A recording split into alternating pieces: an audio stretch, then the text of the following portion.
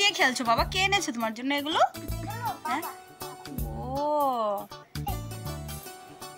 এইসব রান্নাবাটি দিয়ে কে খেলে? তুমি দেখি তো কি রান্না করছো বাবা? কি রান্না করছো? হ্যাঁ, ডিম রান্না করছো? কার জন্য? আমার জন্য?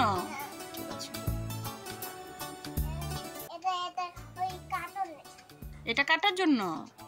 আচ্ছা,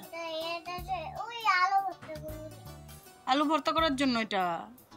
আচ্ছা ঠিক আছে, তুমি রান্না করো। হ্যাঁ, আমি স্নান করে আসি। ঠিক আছে, তুমি রান্না করো, আমি এসে খাবো।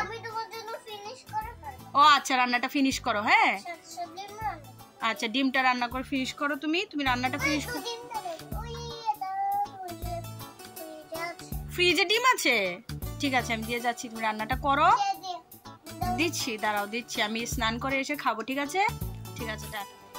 নতুন রান্নাবাটি দিয়ে খেলার পর অন সেখানে দেখেছে জানালা দিয়ে একটা বিড়াল। এবার এই বিড়ালকে তো কিছু না কিছু খাবার দিতেই হবে। ও দিয়ে দিয়েছে বিড়ালটাকে একটা পিঠে। তো বিড়ালটা ভয় পাচ্ছিল আর অন সেদিকে ডাকছিল এটাকে। এটা ক্যামেরার দিকে তাকিয়ে আছে জানো তো। আর এই যে দেখো, এখন হয়ে গেছে সন্ধ্যাবেলা। সন্ধ্যা না, ঠিক বিকেলবেলা। অংশের যেহেতু শরীরটা ভালো না, এই জন্য মা, কাকিমণি, তারপরে আমার ছোট বোন আর সোনামণি এসেছিল। তো এখানে তারা ভাই বোন মিলে একটু নাচানাচি করছে। আর আমি একটু কি বলে না, সোনামণিকে একটু আদর করছিলাম আর কি। আর এখানে মানে আমি ভয়েস ওভারটা দিতে পারছি না, আজকে প্রচন্ড ঠান্ডা লাগছে জানো তো। সোনামণিকে গান গাইছি আর নাচ করছে।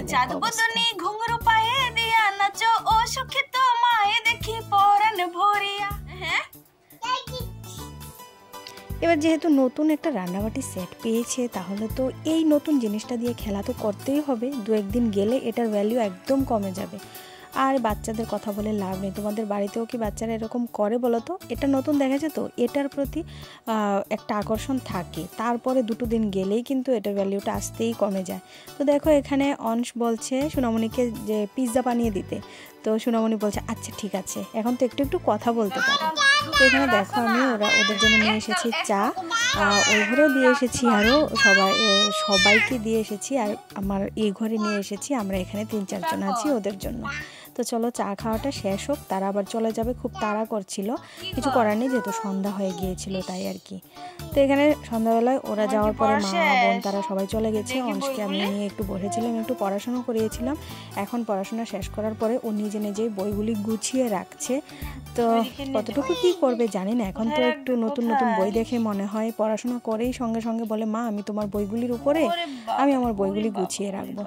তো চলো, এই হলো আজকে ছোট্ট একটা ব্লগ দিলাম, এটাকে মিনি ব্লগই বলবো। আজকের মতো টাটা। অংশের শরীরটা ভালো হোক, নতুন নতুন ভিডিও বানাবার। ঘরের দেখো 2 ভাই বোনে মিলে সব খেলনাপাতি দিয়ে কি করেছে।